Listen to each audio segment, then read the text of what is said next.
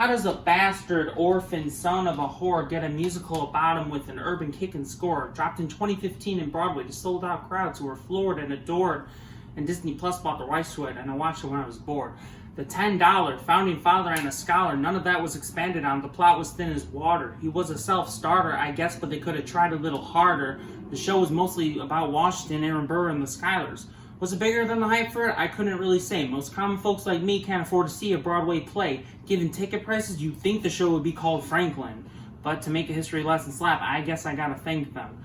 The songs were hit and miss. Some of them were completely boring. Every time Eliza sang, I could hear the crowd snoring. But don't get me wrong, I like some of them too. My shot, the 10 Dual Commandments, and the Cabinet Battles, to name a few. You see, my biggest gripes were when they steered away from Hamilton's plot. How come they didn't emphasize that he threw away his final shot? The King George songs were good, but they could have done with them so much more. I guess I had to pull him back to keep him from greasing up the stage floor. The actors were diverse, that's great, but they were all dressed the same, kinda lame. The whole time I wish they had a sign that said their name.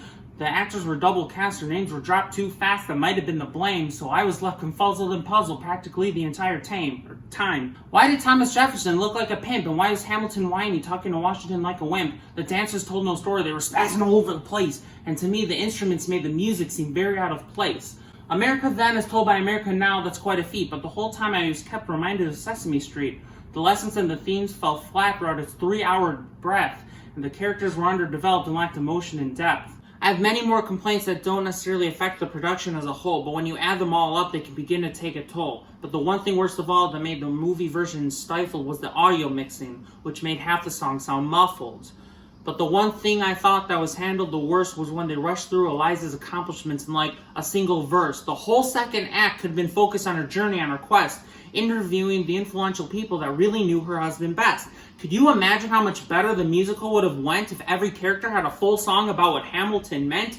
Portray the founding father through different spotlights on the man, brought together by Eliza Schuyler the scholar, the woman with the plan. Overall, I liked Hamilton a lot more than I let on, I confide. It must be nice to have the majority of critics on your side. I could go longer like I'm running out of time. I'm just being a bit critical while speaking in a rhyme.